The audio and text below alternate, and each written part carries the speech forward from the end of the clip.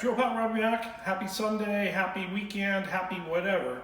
It's a little crappy here in Nova Scotia today, I'll be honest with you. So I'm going to be cooking inside today. The fire will be happening on the propane stove, but that's all good.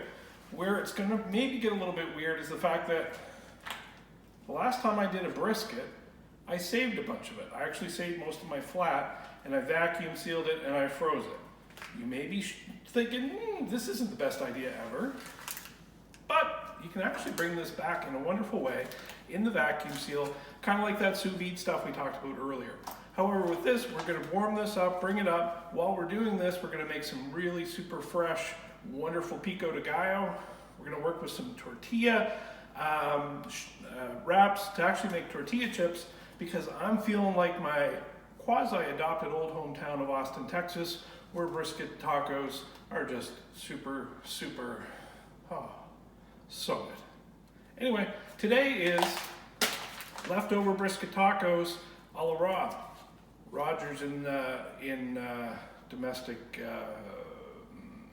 to-do land. Anyway, that's what's up. Hope you enjoy.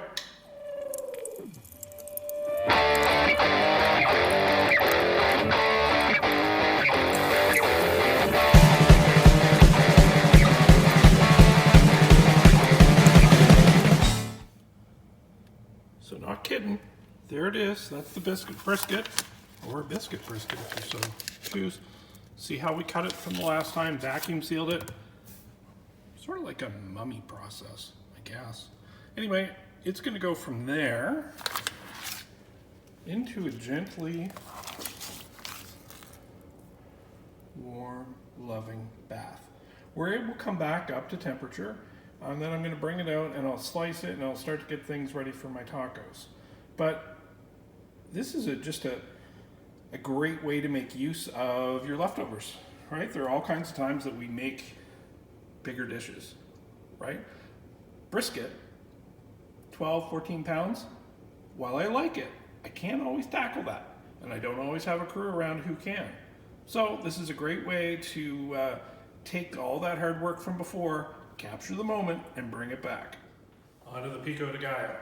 Now, this may shock you, as a child who grew up in Nova Scotia, not a lot of Pico de Gallo at the house. However, roaming around on vacations and spending lots of time in California and Texas, I did learn what good Pico de Gallo is, and it's really super simple. 5 things-ish, let's see if I count. So we've got some tomatoes we're gonna dice up, white or red onion, depending on what you have around. Juice of a couple of limes there ready to go, and trusty jalapeno, followed up with cilantro and salt. And to give things a little bit of a kickstart, we're going to do a bit of a marinade. So I'm going to take this lime juice, put it in a bowl like that. Then I'm going to dice up my onion and my jalapeno and let those kind of marinate in that while I butcher the tomatoes, because I'll admit I am not the world's best tomato cutter-upper. So that said, let's get rolling. Friendly tip, if you are not aware or the jalapeno is not part of your day-to-day life, remember that it can be a little zippy. When you cut and slice, watch the oil on your hands. Let's not rub our eyes or do anything like that, because that ends poorly. Also, if your family is not super spicy, the seeds carry the spice. So I'm actually going to use the spoon here to scoop out the jalapeno as I get rolling on. So let's start with that, because that's really very exciting. So take your jalapeno. We're going to cut it lengthwise. We're in that weird between seasons time right now, so we're waiting for new fresh stuff. See the seeds? Take our little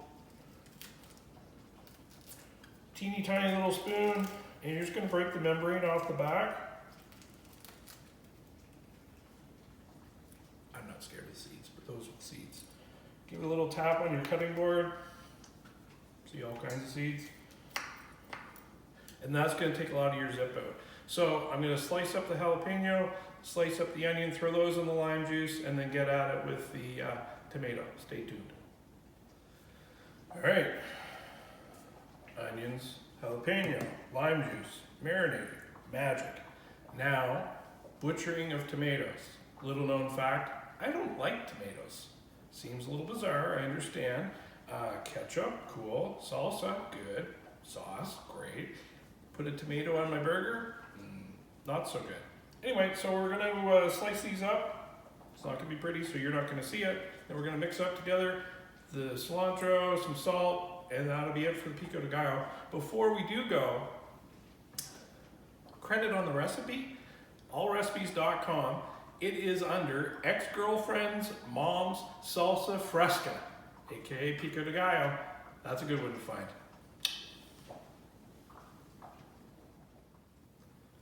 All right, I've butchered the tomatoes, marinated the onion, the jalapeno, and the lime juice. Now, one of my favorite things that grow out of the earth and that sort of thing, cilantro. I love this stuff. The recipe calls for half a cup. I'm probably going to shoot past that half a cup. Going to cut it up nice and fine. I'll cut up the rest for topping on the tacos. But this is it, cilantro. Let's just, there you go, knock that. Cool. I'm going to just do a really coarse rough cut. Because if it's going to be stuck in your teeth, you want a little bit in your teeth or like, yeah, that's a lot in your teeth. In this case, we're going to go with a lot. Okay, so like I said, real quick, rough cut. Let's call that a half cup handful. A little salt. As it said on the internet, this is the ex-girlfriend's mom's salsa fresca onto the tacos. All right, so we made tortilla chips. Not bad. Pico de Gallo. Very good. We have tortilla warming up the frying pan. I always do that, put a little heat in. That's my brisket. We're gonna cut that up. And we're gonna make a quick taco. So, first few briskets I made, I was terrified to cut them.